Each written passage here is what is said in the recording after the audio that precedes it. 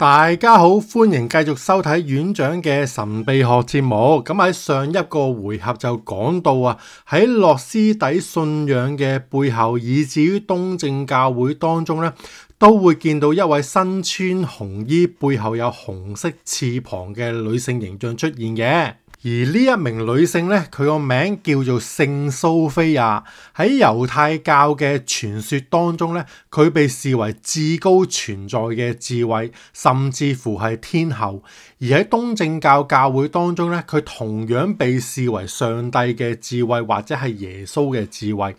而喺諾斯底主義當中咧，佢係至高存在所產生出嚟嘅智慧女神。但係喺天主教會當中咧，佢就被人404咗，查無此人啦。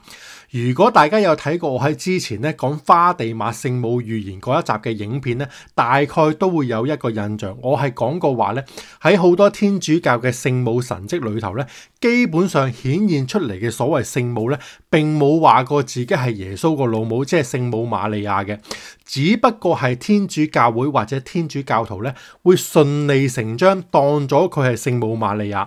點解會咁樣講呢？因為考究翻個歷史咧，天主教會都好慣常地會將異教或者天主教視之為異端信仰當中嘅一啲文化習俗或者人物咧，去大清洗或者將佢哋轉化移植當成自己嘅東西嘅。最經典嘅例子咧，係莫過於咧將羅馬人嘅太陽神節咧轉化改裝成為咗自己嘅聖誕節。所以就有人認為咧，天主教徒一直喺認知當中女性形象嘅天后咧，其實背後嘅真身可能就係蘇菲亞啦。甚至乎更加有人係認為其實天主教當中嘅女性天后形象咧，真身都係叫做瑪利亞，不過就唔係童貞瑪利亞，而係抹大拉的瑪利亞啦。原因就在於咧，喺傳說當中咧，耶穌升天之後，跟隨耶穌嘅門徒當中咧，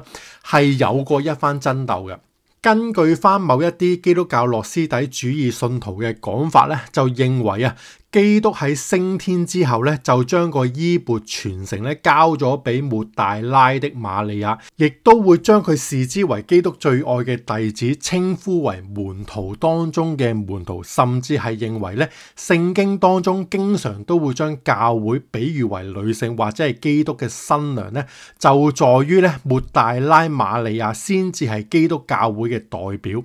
而呢一個講法咧，都並非係冇奶油嘅，因為聖經上面都有記載咧，由耶穌俾人捉走開始，到釘十字架、埋葬之後復活咧，整個過程當中咧，班大隻累累作為麻甩佬嘅男性門徒咧，就全部四散匿埋晒，怕惹禍上身。但係當其時就只有抹大拉瑪利亞咧，係睇戲睇全套，一次過見證晒耶穌嘅死亡啦、埋葬啦同埋復活嘅。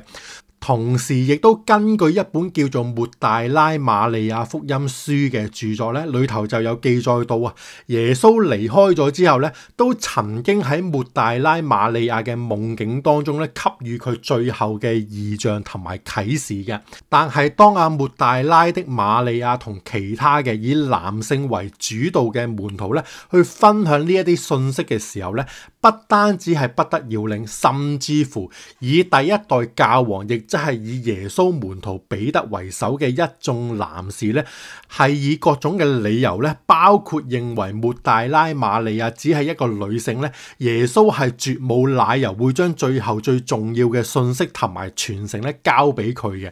然之後啦，大家亦都見到啦，基本上喺聖經正典當中咧，其實都並冇詳細地記載與解釋咧抹大拉瑪利亞嘅來歷同埋生平嘅。但係咁多個世代以來咧，天主教會嘅傳統都會喜歡將抹大拉的瑪利亞去抹黑再抹黑嘅，包括將佢定性為妓女啦，或者犯咗大罪，因之而被七隻鬼附身嘅罪人嚟嘅。之所以要咁樣去抹黑一個女人仔咧，背景除咗因為權力嘅鬥爭啦，以及要維持男性主導父權主義以外咧，亦都因為喺悠長嘅教會歷史當中咧，女性信徒嘅數字永遠都係比男性信徒嘅數字咧係多出許多噶。或者因為咁嘅原因啦，所以天天主教會咧，除咗會打擊抹大拉瑪利亞之外咧，亦都會抬高聖母瑪利亞去轉移視線、偷換概念嘅。除此以外啊，更加大嘅原因咧，係因為天主教會咧係需要去抗擊耶穌離開之後咧，當其時地中海一帶最流行嘅基督教諾斯底信仰嘅。或者影片嚟到呢一個位咧，亦都需要交代一下咧，諾斯底流派嘅當中嘅創世故事同埋救世傳說啦。咁就話說最高嘅存在，有一啲諾斯底流派就會稱之為 Abraxas 啦，但亦都有一啲流派咧會叫最高嘅存在咧稱之為 Monad 嘅。大家需要知道嘅係喺諾斯底嘅信仰裏頭咧係有十分之多嘅流派嘅，而流派當中咧各有各嘅思想同埋追求嘅。咁啊 anyway 啦，普遍嘅諾斯底信仰咧都會認為最高嘅存在咧流日或者係生產出各種嘅高等精神存在體嘅，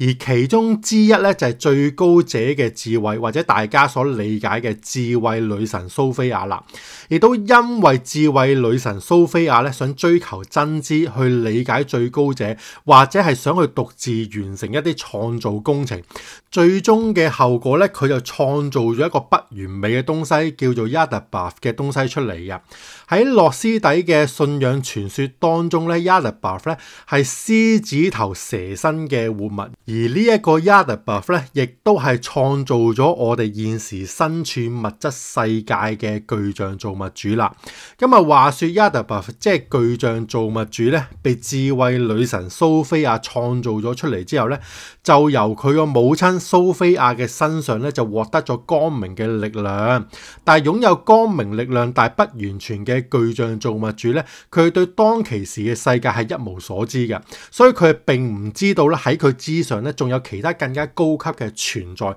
更加係唔會知道咧喺佢之上嘅唔知第幾多個層數咧，仲有一個最高嘅存在嘅。對於呢一個巨像造物主嚟講咧，佢只係會認為咧自己先係世界嘅唯一同埋獨一嘅主宰嚟嘅。之後嘅巨像造物主因為悶悶地冇乜嘢做，所以佢又創造咗6個執政者同埋其他嘅掌權者出嚟啦。後來又唔知點解佢所創造嘅執政掌權者，又即係大家所能理解嘅天使咧，就開始反叛佢嘞噃。而佢為咗滿足自己嘅控制欲，同時為咗要令到啲天使們咧繼續受到佢嘅控制，於是乎咧巨像造物主就創造咗物質世界出嚟啦。而喺諾斯底主義嘅信仰裏頭咧，就認為人類嘅始祖亞當咧係由巨像造物主所創造出嚟嘅。至於亞當嘅靈魂咧，就係嚟自巨像造物主所呼出嚟嘅一口氣嘅。咁啊，故事就話咧，智慧女神蘇菲亞咧喺巨像造物主創造亞當嘅時候咧，就將最高存在所散發出嚟嘅神聖火花咧，又或者可以理解為神聖之光嘅碎片咧，植入咗去亞當嘅靈魂當中。之後咧，蘇菲亞亦都化身成為伊甸園當中嘅蛇，去啟蒙人類嘅始祖亞當同埋夏娃，令到佢哋獲得到智慧，同時知道自己最終嘅來源咧係嚟自更加高層次嘅最高存在。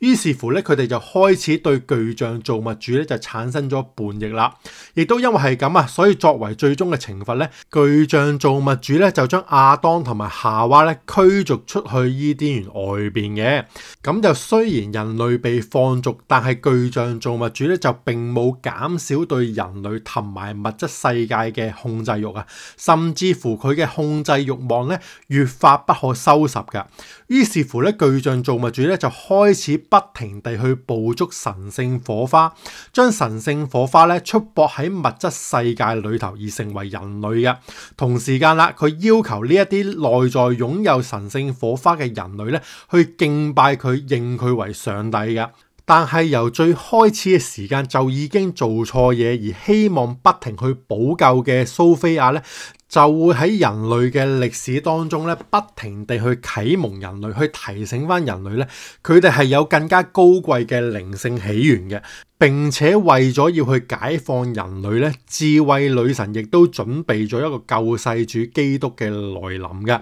咁啊，故事嚟到呢一個位咧，亦都需要同大家認真地去交代翻咧，關於耶穌同埋智慧女神蘇菲亞嘅關係。喺諾斯底主義嘅信仰裏頭咧，係有兩個主流版本嘅講法嘅。第一個版本就話啦，基督耶穌嘅降臨咧，表面上係具象造物主嘅陰謀，但係同時間亦都係蘇菲亞嘅計劃。不過喺背後咧，就更加係最高者嘅意志所驅使而發生嘅事情嚟嘅。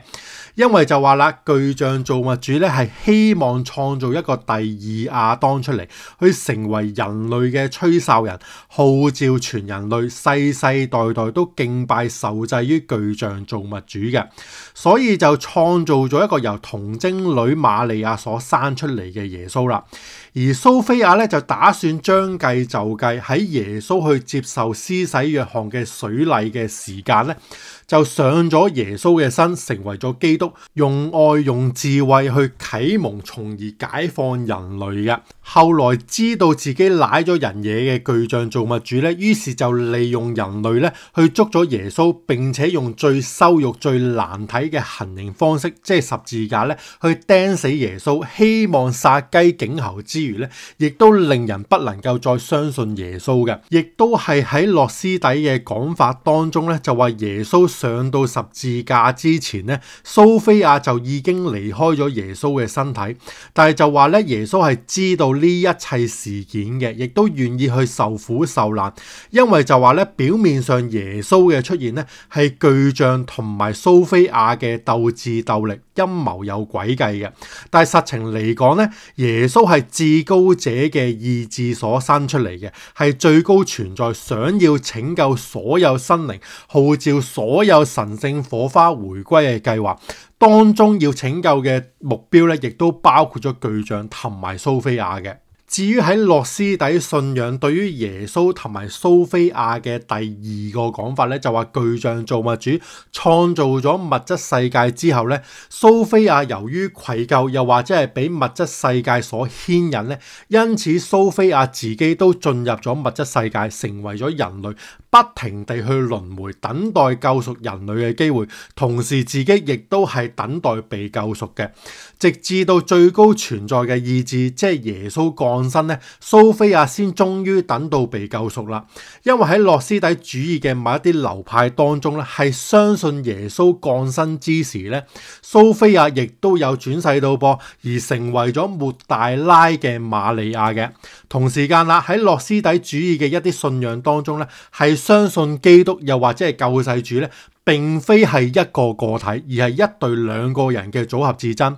當中嘅成員係包括咗作為上帝意志嘅耶穌啦，佢所代表嘅係至高者嘅創造。至於喺組合當中嘅另外一個成員咧，當然就係代表上帝嘅智慧蘇菲亞嘅轉世抹大拉的瑪利亞。同時間佢亦都係代表住上帝嘅維護，即係營運嘅。而呢一個概念咧，亦都係暗示呢一對嘅救世組合咧，佢哋嘅任務就係重新創造或者係再生呢一個物質世界嘅。原因在於咧，喺諾斯底嘅信仰裏頭咧，認為除咗至高存在之外咧，其他一切高等世界嘅創造咧，永遠都會係由一對高等嘅存在咧去合力創造出嚟嘅。但係就由於蘇菲亞自把自為，打算自己獨個而去玩創造咧，所以就創造出一個不完美嘅存在，引發一個不完美世界嘅誕生啦。再引申頭先所講到嘅概念啦，所以喺諾斯底主義裏頭咧，亦都隱隱地去暗示啊，